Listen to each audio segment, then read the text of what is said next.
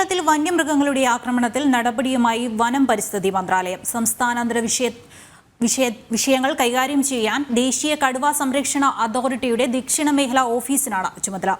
വിവരങ്ങളുമായി എസ് നന്ദഗോപൻ ചേരുന്നു. നന്ദൻ, എന്താണ് ഇത് സംബന്ധിച്ച വിശദാംശങ്ങൾ? കേരളത്തിൽ വന്യജീവി അക്രമം വർദ്ധിച്ചു വരുന്ന സാഹചര്യം നിലനിൽക്കുന്നു. പ്രത്യേകിച്ച് വയനാട്, പാലക്കാട് ജില്ല, ഇടുക്കി അടക്കമുള്ള ജില്ലകളിൽ വലിയ രീതിയിലുള്ള ആക്രമണങ്ങൾ നിലനിൽക്കുന്നു. മാത്രമല്ല, ഈ അടുത്ത സമയത്ത് കർണാടക അതിർത്തിയിൽ നിന്നും, കർണാടക വനമേഖലയിൽ നിന്നും കേരളത്തിന്റെ അതിർത്തിയിലേക്ക് കടന്ന് വനമേഖലയിൽ, വയനാടിന്റെ വനമേഖലയിൽ അക്രമം വിധിച്ച, അതേപോലെ തന്നെ ഒരാളിനെ കൊല്ലുകയും ചെയ്ത വിഷയങ്ങൾ, കാട്ടാന കൊല്ലുകയും ചെയ്യുന്ന വിഷയങ്ങൾ നിലനിന്നിരുന്നു. ഇത്തരം ഒരു സാഹചര്യത്തിൽ രണ്ട് സംസ്ഥാനങ്ങൾ തമ്മിൽ ഉള്ളെടുത്തിരിക്കുന്ന വിഷയങ്ങളും മറ്റും കൈകാര്യം ചെയ്യേണ്ടത് അനിവാര്യമാണെന്നുള്ള ബോധ്യത്തിന്റെ അടിസ്ഥാനത്തിലാണ് വന്യജീവി മന്ത്രാലയം, കേന്ദ്ര പരിസ്ഥിതി മന്ത്രാലയം ഇത്തരത്തിൽ കടുവ അതോറിറ്റിയുടെ ദക്ഷിണ മേഖല ഓഫീസിനെ ഇതുമായി ബന്ധപ്പെട്ട വിഷയങ്ങൾ, സംസ്ഥാനാന്തര വിഷയങ്ങൾ കൈകാര്യം ചെയ്യാൻ വേണ്ടി ചുമതലപ്പെടുത്തിയിരിക്കുന്നത്.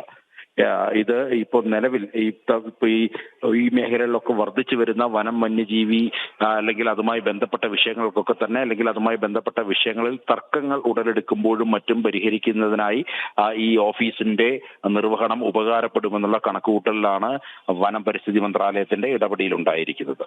എസ് നന്ദഗോപനാണ് വിവരങ്ങൾ നൽകിയിരിക്കുന്നത്.